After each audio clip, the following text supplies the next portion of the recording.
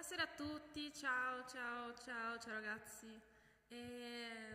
Ok, stiamo per iniziare il nostro culto, inizieremo con il nostro momento di lode, poi c'è chi porterà la parola, poi gli avvisi e poi ci dividiamo verso ognuno nelle proprie stanze con i propri responsabili. Quindi vi chiedo di stare in piedi, di alzarvi su. Riccardo, Gabriele, in piedi, su. Ok. Iniziamo con la prima canzone si chiama Lode sul dolore e cantiamo con allegria questa canzone e spero che in questo momento possiamo tutti essere connessi sulla stessa lunghezza d'onda.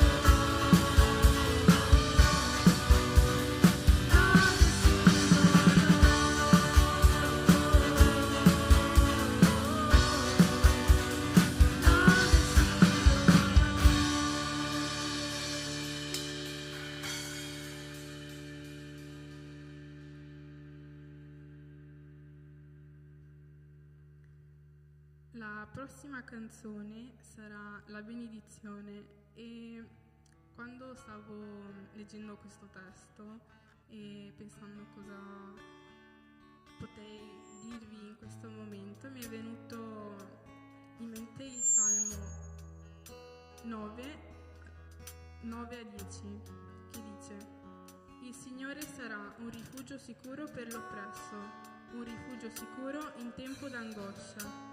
Quelli che conoscono il tuo nome confideranno in te, perché, o Signore, tu non abbandoni quelli che ti cercano. E poi ci dice in 2 Timoteo 2,1: Tu dunque, figlio, fortificati nella grazia che è in Cristo Gesù.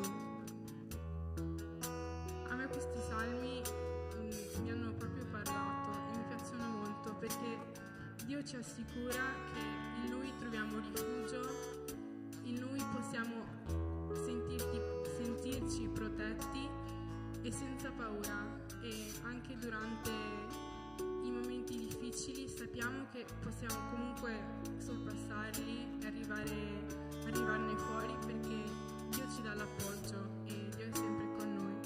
Quindi assolutamente.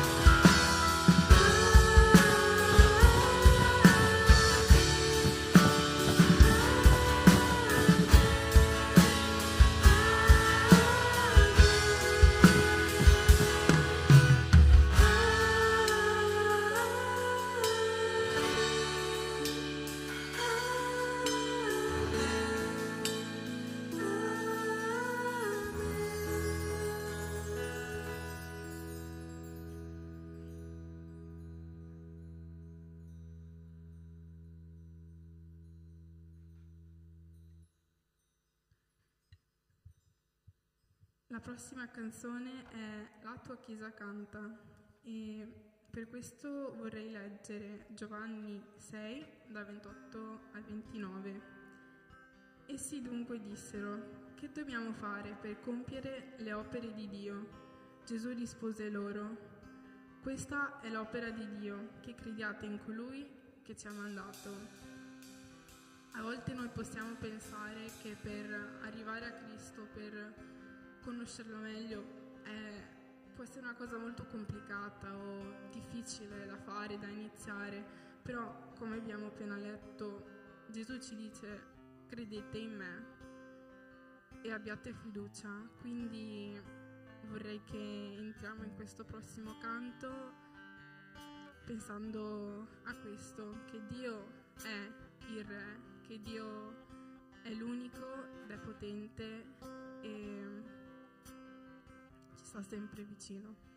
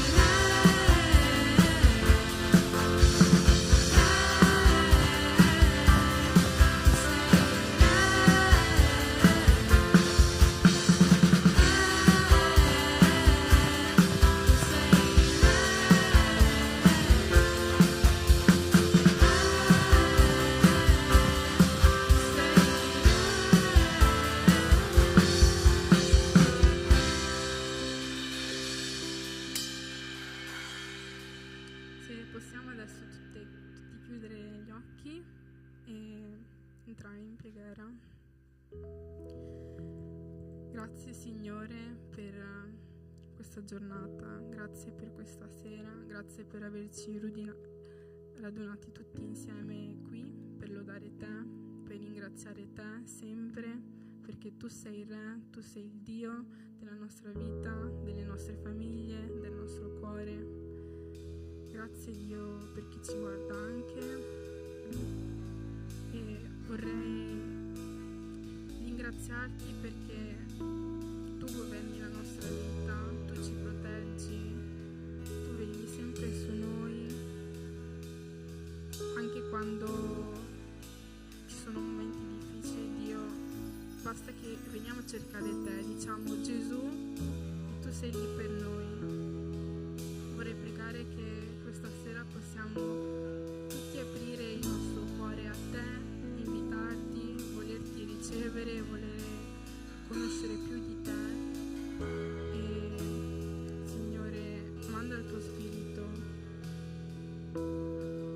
in noi, che possiamo tutti avvicinarci di più a te e sentire la tua presenza e capire quanto grande sei. In nome di Gesù.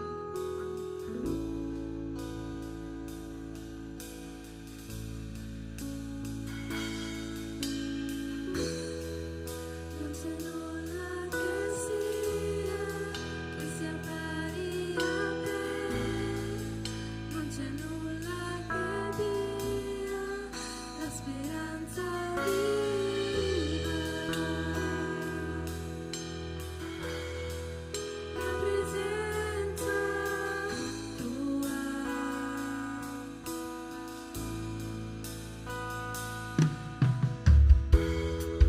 E solo con te sento l'amore che porta la libertà.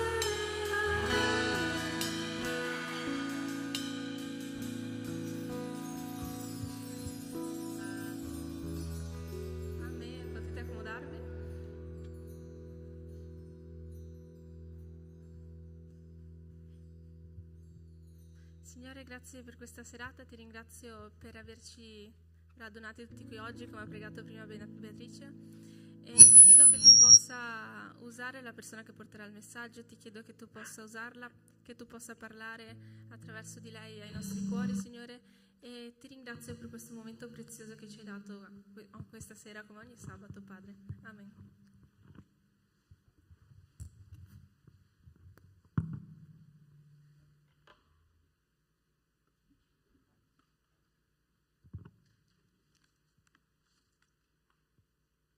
Cade tutto.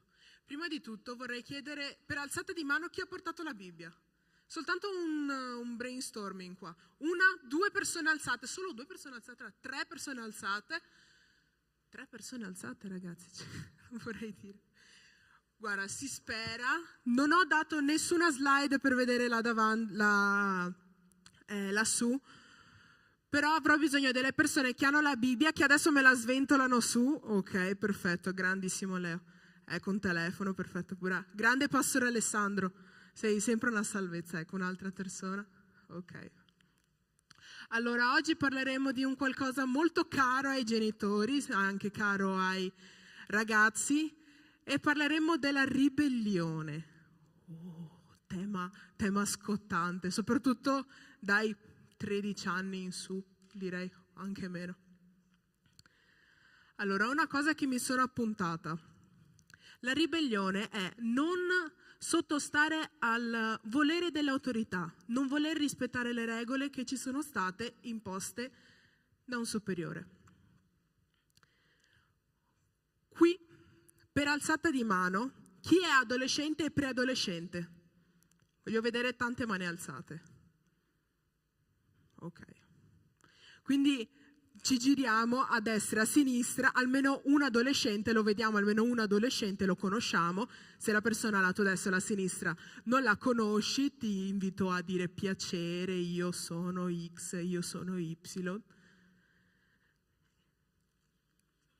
E se c'è una cosa che accomuna tutti quanti, tutti gli adolescenti, tutti i preadolescenti, anche i giovani in realtà, ma più gli adolescenti, sotto i 18 anni, è voler avere 18 anni. Per alzata di mano, chi non ha 18 anni che vuole avere 18 anni qua? E c'è un perché. Io avrò bisogno di 3 adolescenti qua. 3 adolescenti meno di 18 anni che mi alzano la mano. Io ho visto una Nicole prima che ha alzato la mano, ok, perfetto. Chi altro si offre? Amanda, ti sei offerta? Bravissima, un applauso per Amanda, un applauso per Amanda. Brava Amanda. No, dai, scherzo. Chi se la sente? Nicole, vuoi venire qua davanti? Facciamo questo piccolo giochino molto in fretta.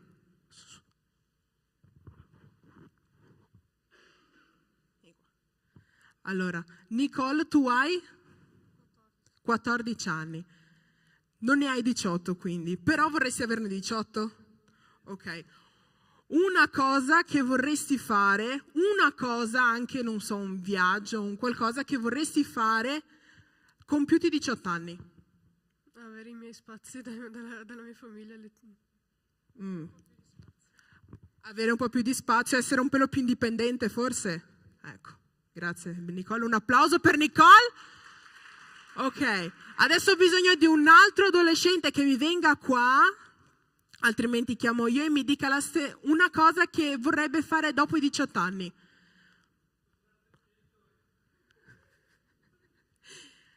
Allora, Alessia Amorin, vuoi venire qua?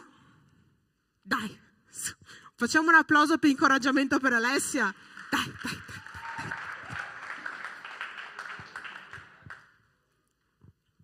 Venga.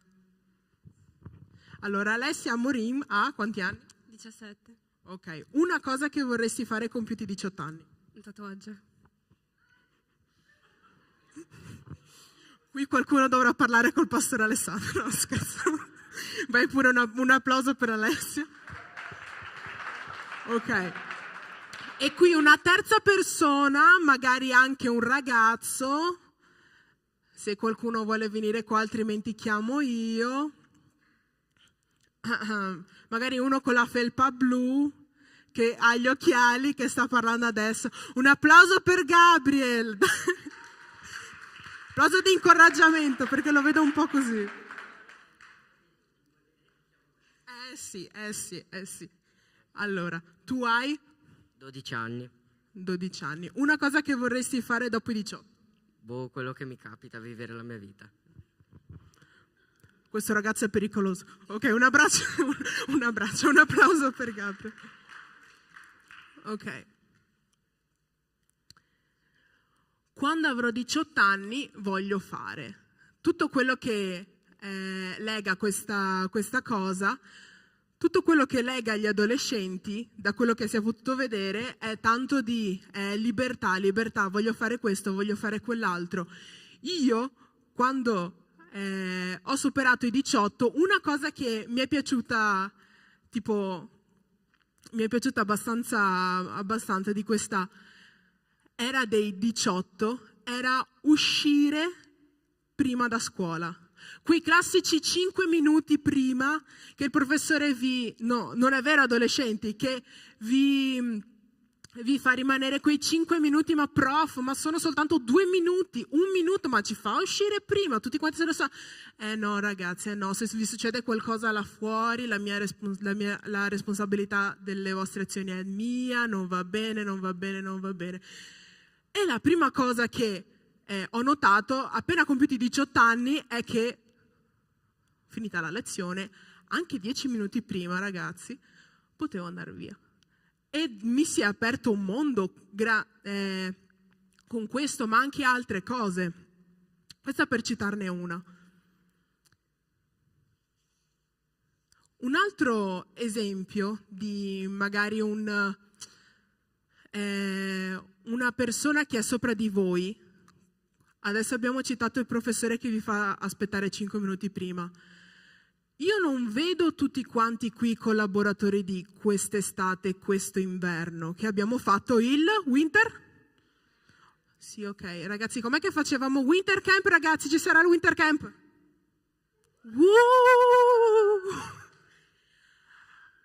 Allora, non so se vi ricordate, ma c'era il famosissimo tempo dei telefoni. Vorrei che si alzasse un attimino Emanuele e gli facciamo un bellissimo applauso, perché era colui che vi faceva aspettare 2 secondi. Ragazzi, guarda che sì, c'è il tempo per il telefono, solo che dovete aspettare quel minuto. Non è ancora tempo, ma Emanuele, non vogliamo il telefono? Ragazzi, non sono ancora le 2, Potrebbe risultare un po' fastidioso, no? Adesso ho bisogno che una persona che abbia la Bibbia mi apra la Bibbia in Romani 13:1. La prima persona che lo trova mi dica amen. Oppure chiamo io, cerchiamo di metterlo anche là. Ok, vabbè.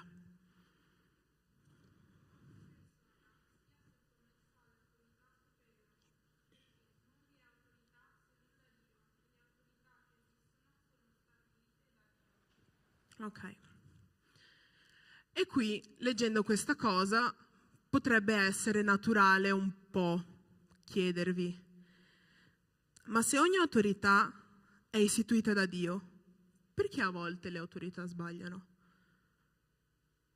Se Dio ha messo sopra di noi le autorità e ci dice, nonostante tutto, dovete obbedirle, perché certe volte sbagliano? Perché certe volte ci deludono? Ci è capitato molte volte di dire questa è un'ingiustizia, parlando con i nostri genitori o con i nostri professori, giusto? Molte volte magari ci dicevano o ci dicono tutt'oggi non fare questa cosa, oppure no, io ho deciso che si fa così, quindi si fa così. Il professore, come citato prima, che vi fa rimanere là 1 minuto, alle 13 in punto voi uscite, non 1 minuto prima e non 1 minuto dopo. Ci sarà capitato molte volte di aver notato degli sbagli da parte dei nostri genitori, da parte di di alcuni dei nostri responsabili e di alcuni dei nostri pastori. Oppure semplicemente di avere delle opinioni diverse. E ora vi faccio un'altra domanda, una che potrebbe normalmente uscire. E se tutto va a rotoli? Se per una cosa che un'autorità ha detto, magari che io ritrovo che sia sbagliata, se tutto quanto va a rotoli, se per quella cosa che è stata detta è stata reputata giusta da questa autorità, se poi succede un casino, ora ho bisogno di un'altra persona che mi vada in Romani 8:28.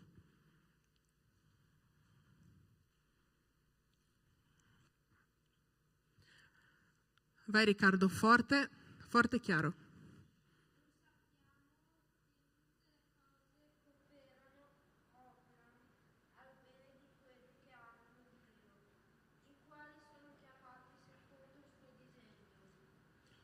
Ok. Anche le autorità sbagliano, sono umani proprio come noi.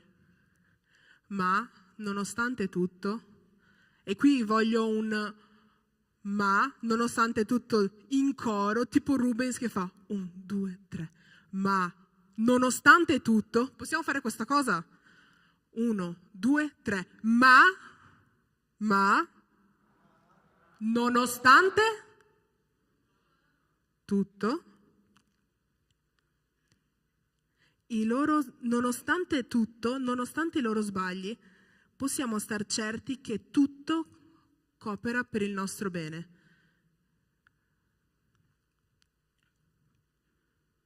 Tutte le apparenti ingiustizie che ci porterebbero alla ribellione, anche quelle cooperano al nostro bene. Prima di passare all'azione, prima di pensare no, questa cosa è troppo ingiusta, no, non ci sto, pensiamo a questo. Dio agisce per il bene della sua Chiesa, per il bene di coloro che credono in Lui, nonostante tutto. Abbiamo citato molte autorità, genitori, professori, responsabili, pastori, e abbiamo detto che questi a volte sbagliano.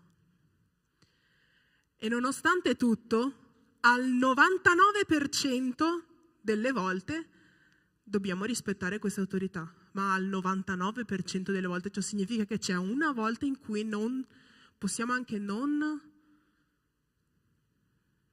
rispettare l'autorità. Cosa sta succedendo? Voglio che prima un'altra persona mi apra la Bibbia in Daniele 3, leggiamo intanto dall'1 al 6.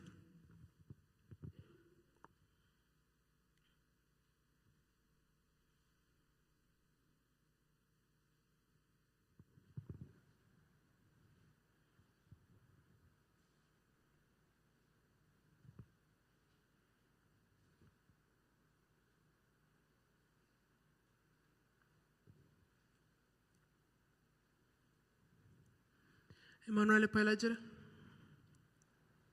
Il re Nabucodonosor fece una statua d'oro, alta 60 cubiti e larga 6 cubiti, e la collocò nella pianura di Dura, nella provincia di Babilonia.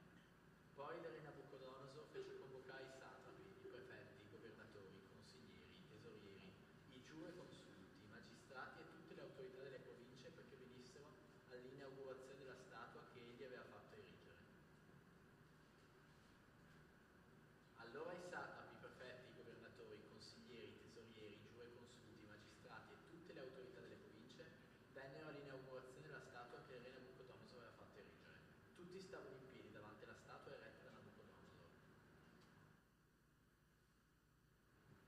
Ok, adesso il 5.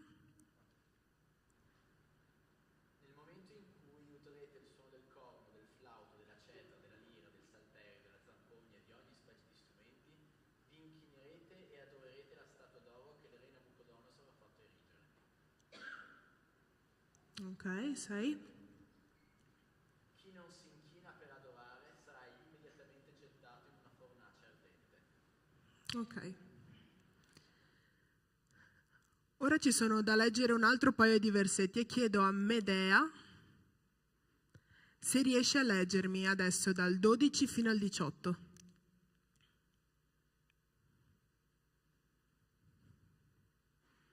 Sempre Daniele 3, 12, 18.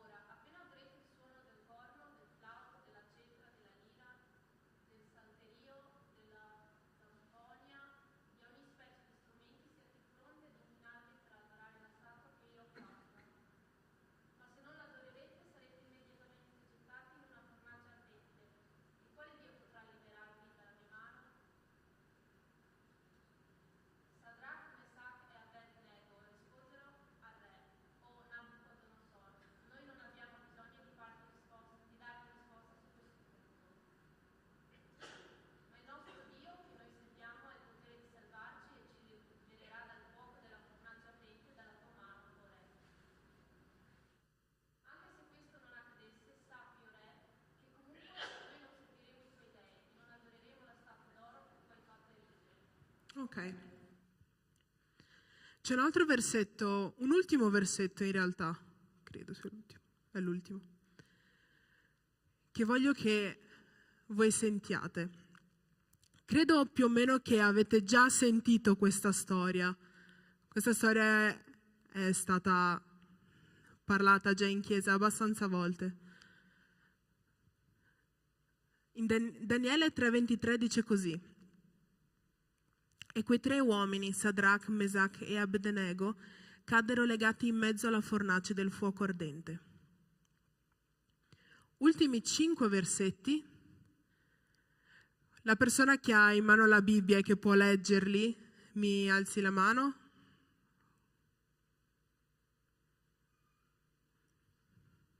Mettiamo, se riusciamo a mettere intanto il 25. Ok. Joshua riesce a leggere?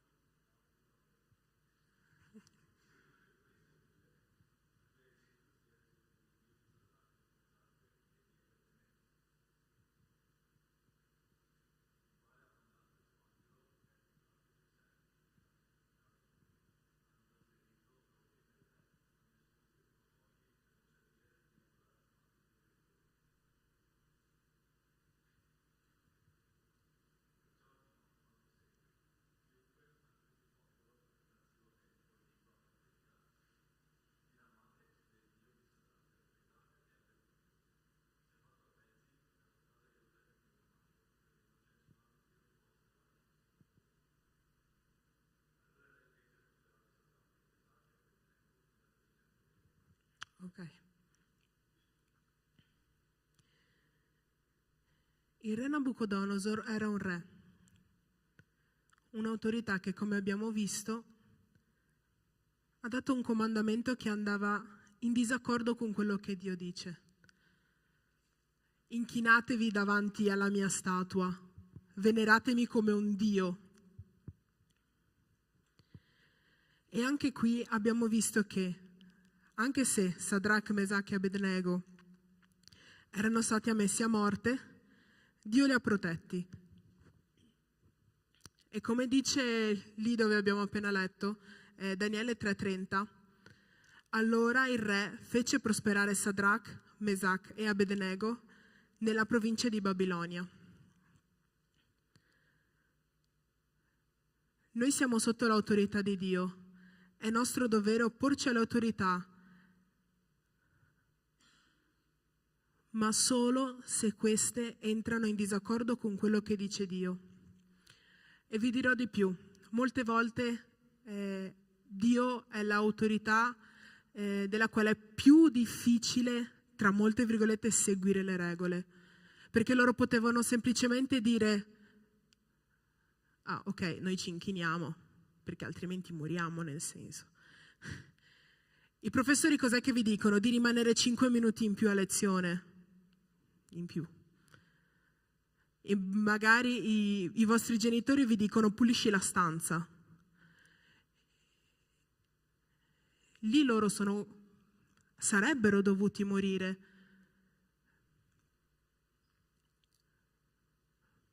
Perché avrebbero dovuto, e l'hanno fatto, rispettare l'autorità di Dio. Molte volte Dio ci chiede di fare delle cose che per noi non hanno assolutamente senso. Ci chiede di fare determinate azioni che noi crediamo anche pazze, non capiamo, come magari molte volte ci dicono le nostre autorità: fai questo perché ti dico io di farlo, perché io so perché sto dicendo questo di fare, perché sto dicendo di fare questo. E Dio ci mette alla prova anche in queste occasioni, soprattutto in queste occasioni. Fai questo. Sarà molto difficile per te affrontare tutto questo, ma ti sto mandando io e fidati di me.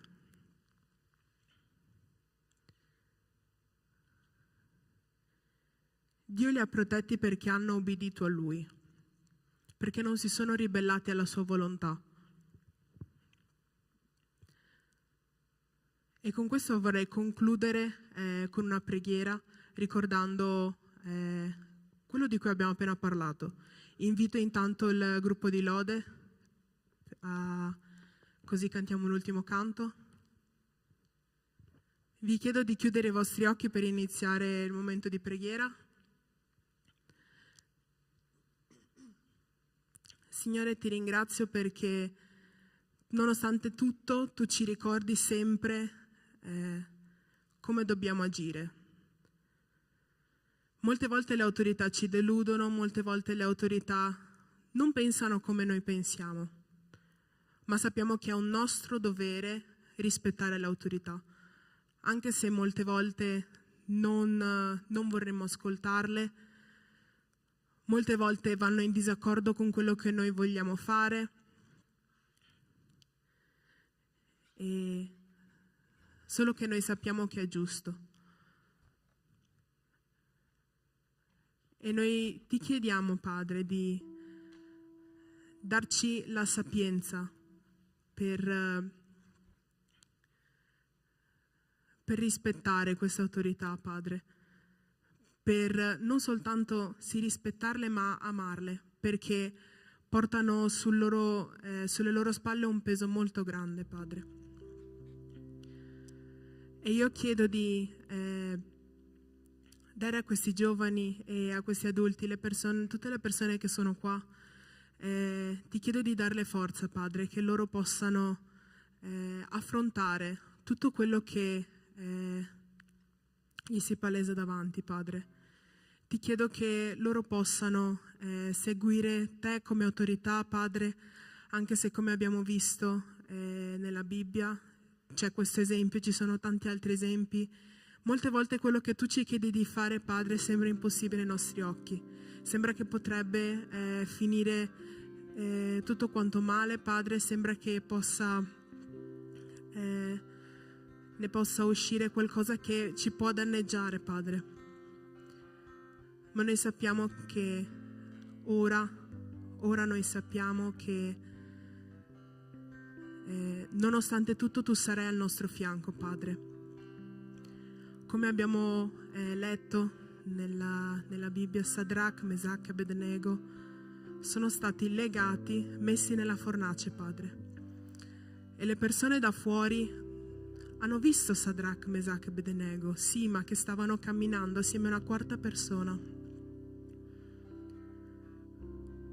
E spaventati li hanno chiamati fuori e hanno visto che non gli era stato bruciato un capello, Padre. Sono usciti indenni. E che noi possiamo ricordare questo avvenimento, Padre, e applicarlo in modo pratico nella nostra vita. Molte volte sarà difficile, molte volte aver fede, Padre, e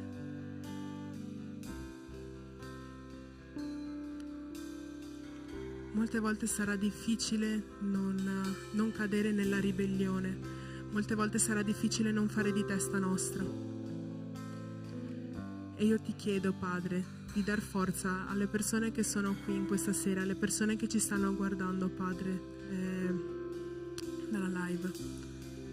Ti chiedo di dare forza a queste persone. Perché se tu ci mandi a fare un qualcosa significa che hai un proposito molto più grande, Padre.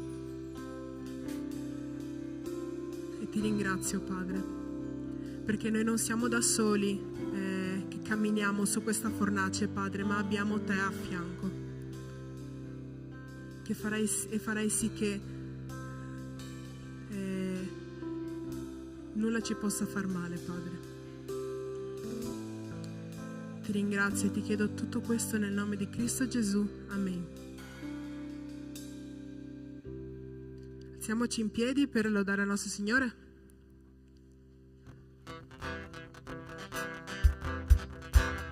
Abbiamo anche il nostro momento di offerta, quindi sentitevi liberi di dare quello che avete, quello che potete, perché tutto è riconosciuto da Dio. Adesso cantiamo La tua chiesa canta.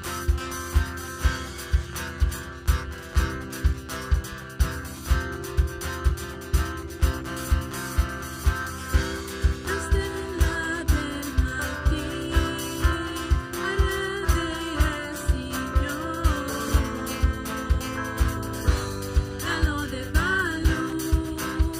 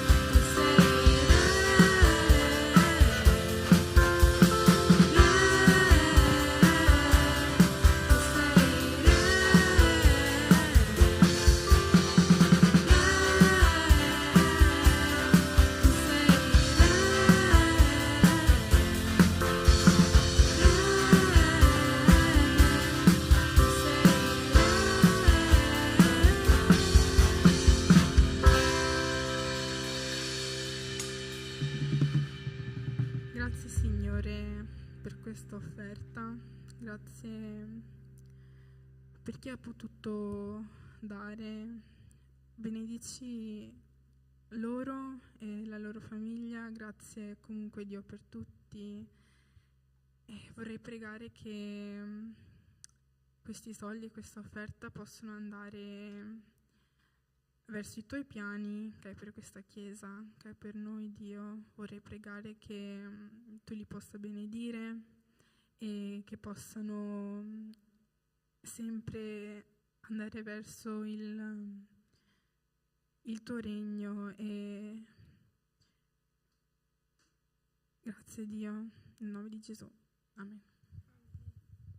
Adesso Monica ha qualche annuncio.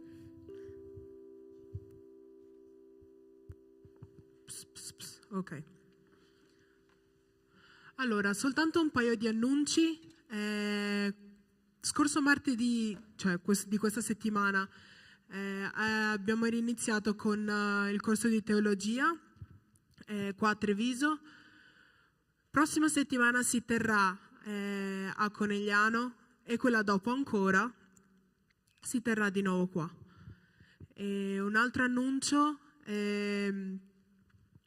i giovani e i giovani più dopo avranno una riunione, quindi se tu fai parte del gruppo dei giovani e giovani più, ti invitiamo a rimanere con noi. Parleremo di molte cose importanti che riguardano il gruppo giovani, quindi ti chiediamo di rimanere. E un altro annuncio, giovedì noi abbiamo sempre i nostri incontri di preghiera alle 21, se non erro,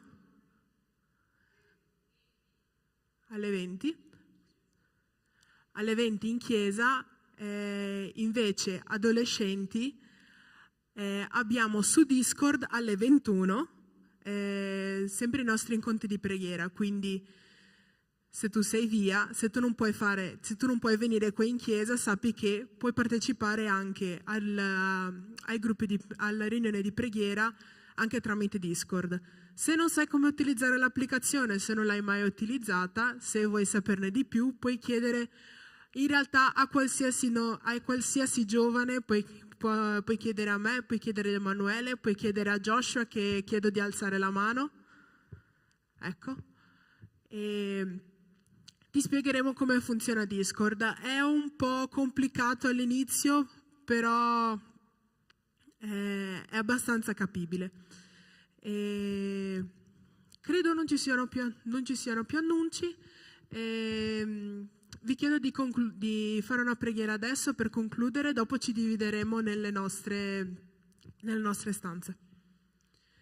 Signore, ti ringrazio per la tua parola di oggi, Padre. Ti ringrazio perché anche questa settimana abbiamo il privilegio, Padre, che non molti hanno di sentire parlare di te, Padre, di poter studiare la tua parola, Padre. E grazie perché noi sappiamo che nonostante le mille difficoltà, Padre, noi sappiamo che in te troviamo la forza, in te troviamo la pace e in te troviamo un grandissimo amore, Padre. Ti ringrazio per tutto questo nel nome di Cristo Gesù. Amen. Ok. Possiamo andare nelle stanze, come dice il Pastor Caio. Ciao.